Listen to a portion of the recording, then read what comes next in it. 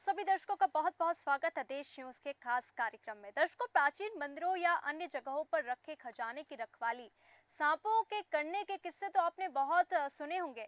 बॉलीवुड की पुरानी फिल्मों में भी इसका खूब बखान किया गया और आपने बॉलीवुड की बहुत सारी फिल्मों में भी देखा होगा कि किसी मंदिर का खजाने का जो रक्षा है वो कोई सांप कर रहा है। पर क्या हकीकत में ऐसा होता है? अगर मैं बोलूं हाँ, तो आप सोच में पड़ जाएंगे। ओडिशा के पुरी में स्थापित दुनिया भर में मशहूर जगन्नाथ मंदिर के बारे में तो ऐसा ही कहा जाता है। बताया जा रहा है कि यहाँ खजाने की रक्षा सांप करते हैं। लोकसभा और ओडिशा के विधानसभा चुनाव के दौरान मंदिर का खजाना राजनीतिक मुद्दा बना हुआ था।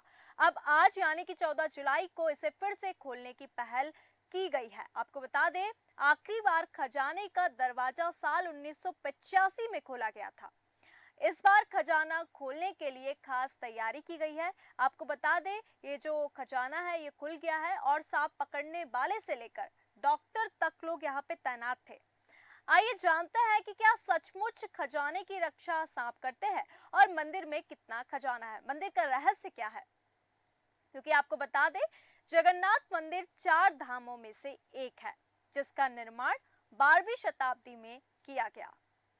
इस मंदिर में एक रत्न भंडार है जिसे भगवान का खजाना कहा जाता है। इसी में जगन्नाथ मंदिर के तीनों देवताओं भगवान जगन्नाथ, भाई बालभद्र और बहन सुभद्रा के गहने रखे हैं। ये जेवरात कई राजाओं और भक्तों ने समय समय पर चढ़ाए थे, जिनको रत्न भंडार में रखा जाता है। वास्तव में जगन्नाथ मंदिर का रत्न भंडार 2 हिस्सों में बटा है।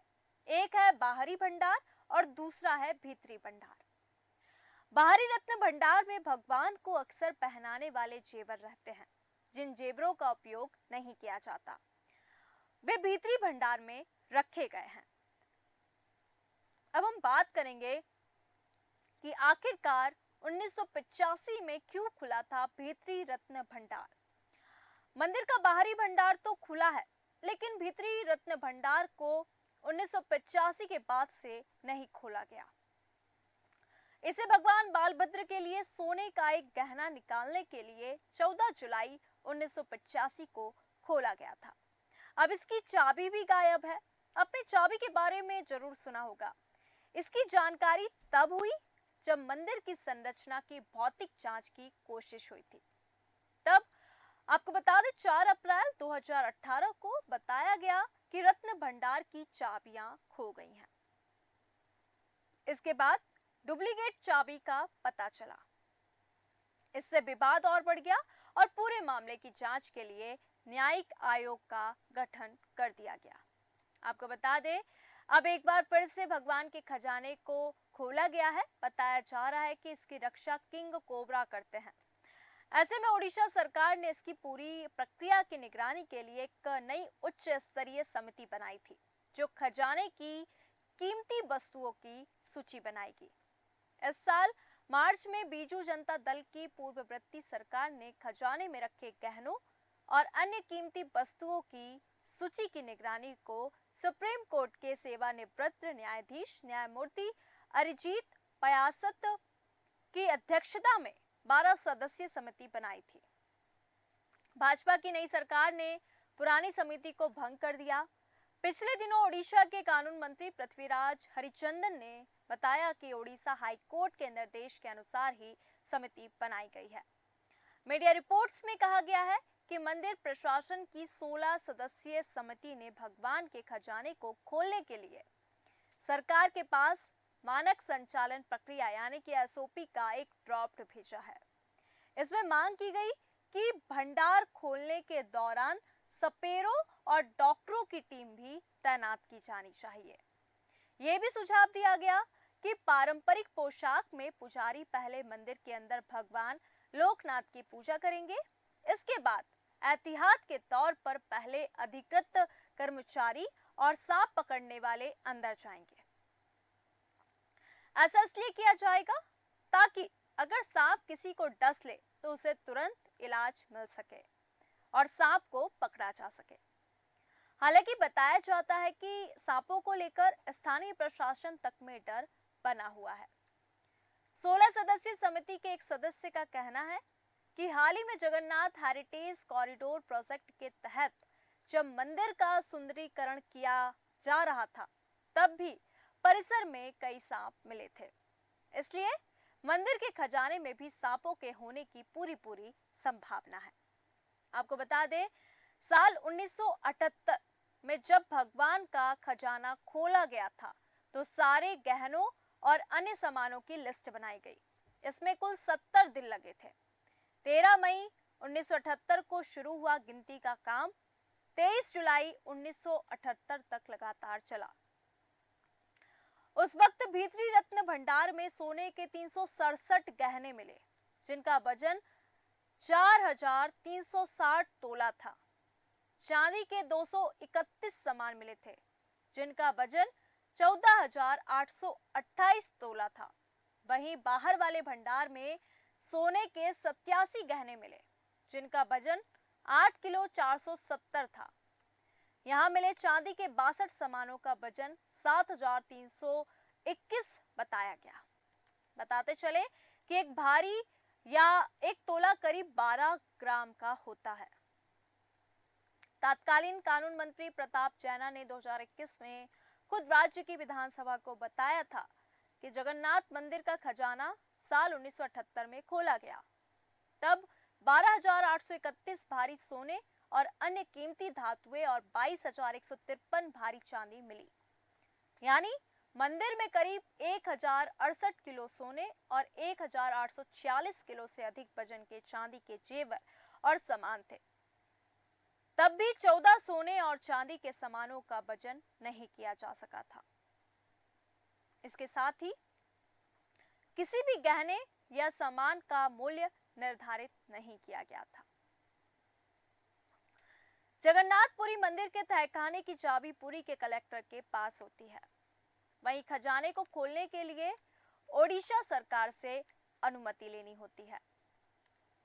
साल 2018 में एसआई की रिपोर्ट पर हाईकोर्ट ने खजाना खोलने के निर्देश दिए थे, लेकिन प्रोसेस पूरी नहीं हो पाई क्योंकि एएसआई की टीम को चाबी नहीं मिली, जिसमें कहा गया कि खजाने की चाबी गुम हो गई और इस तरह से खजाना नहीं खुल पाया।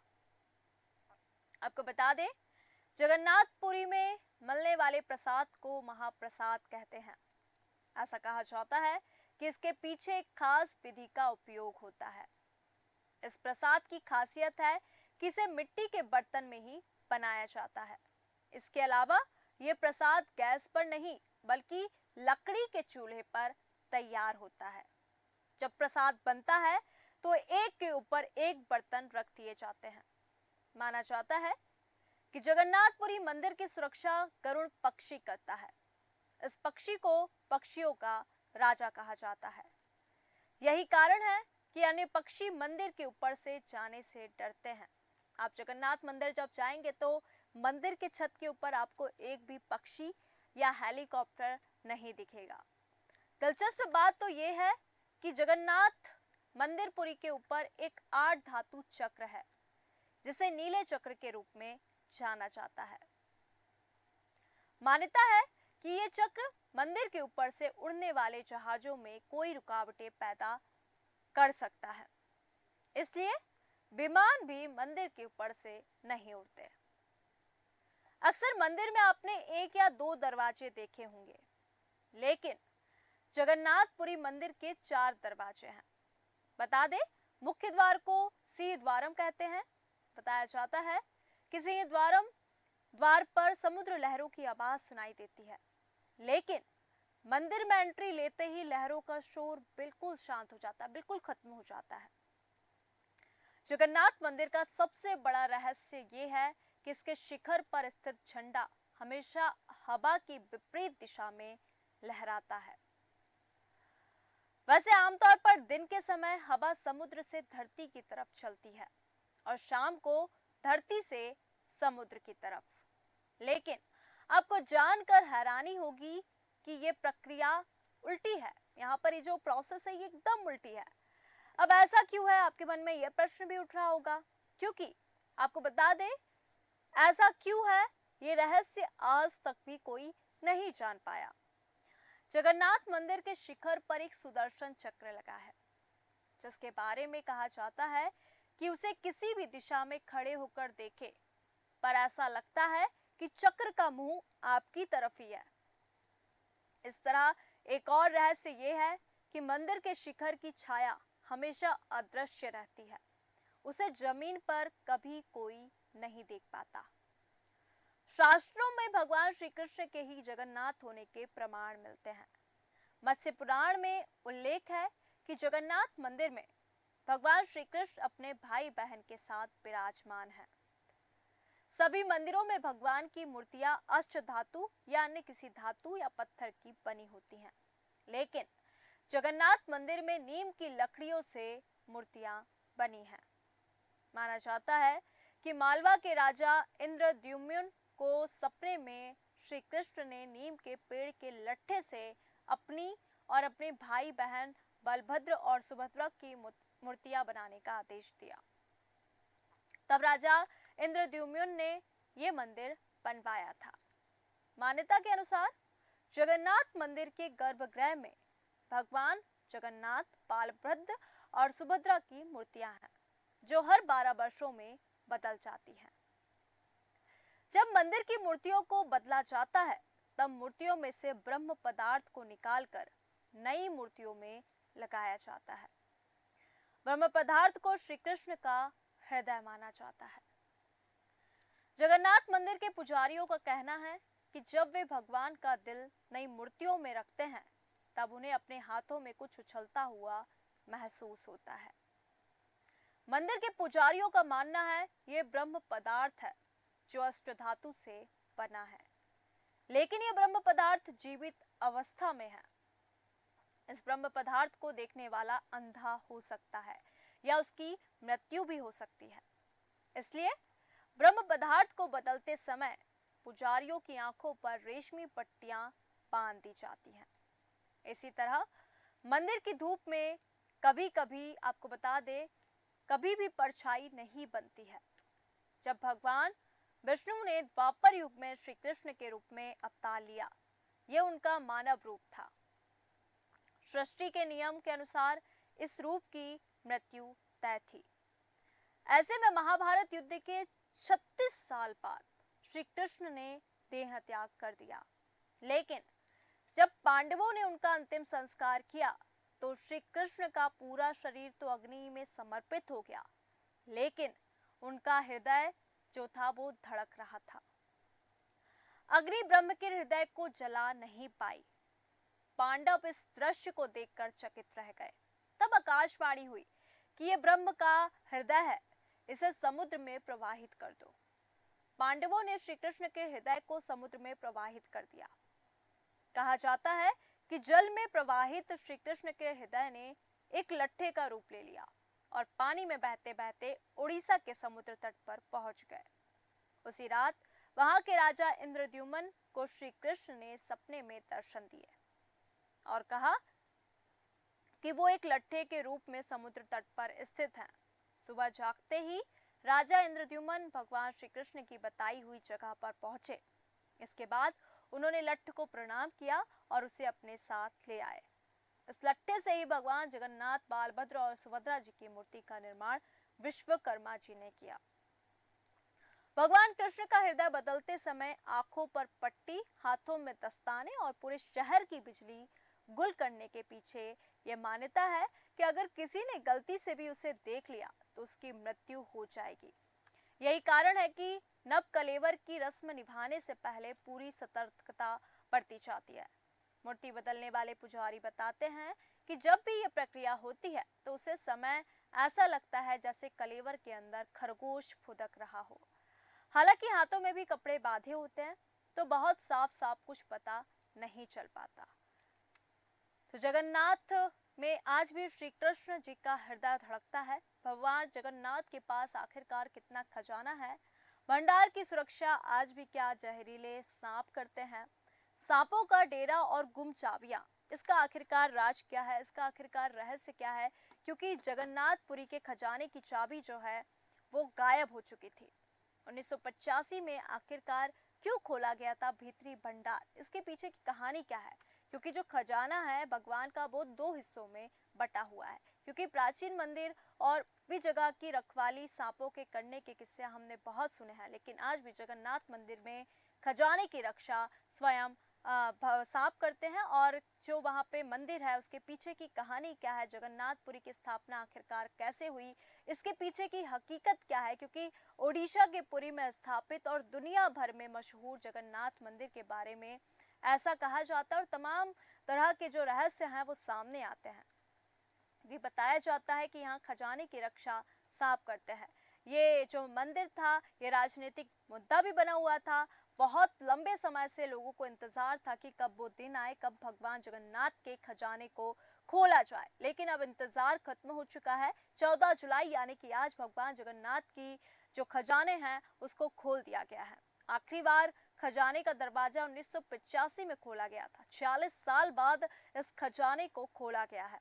आपको बता दें इस बार खजाने खोलने की एकदम खास तैयारी की गई है, क्योंकि खजाना खुलेगा तो सांप पकड़ने वाले, और अगर सांप किसी को डस लेता है तो उस पर जहर न फैले, इसके लिए डॉक्टर भी तैनात किए गए हैं।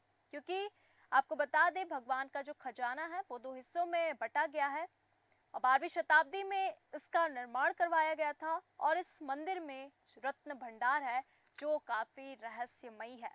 आप सभी के मन में यह प्रश्न उठता होगा कि आखिरकार इस भंडारे का राज क्या है, इस भंडारे के पीछे की हकीकत क्या है, इस भंडारे के पीछे की जो कहानी है वो क्या है। दर्शकों, आज के खास कार्यक्रम में हमने बात की श्री कृष्ण का हृदय जहां धड़कता है, भगवान जगन्नाथ के पास आखिरकार कितना खजाना है। भंडार की सुरक्षा आज भी जहरीले सांप करते हैं। सांपों का डेरा और गुम चाबियों के पीछे की आखिरकार हकीकत क्या थी, आखिरकार कहानी क्या थी। भगवान जगन्नाथ की जो चाबी घूमी थी वो अब कहाँ है। 1985 में आखिरकार क्यों खोला गया था रत्न भंडार, और भगवान का खजाना आखिरकार दो हिस्सों में विभाजित है। तो आज के खास कार्यक्रम में आज हमने बात की जगन्नाथ मंदिर के खजाने के रहस्य के बारे में। आज के खास कार्यक्रम में फिलहाल इतना ही। मुझे दीजिए इजाजत। नमस्कार।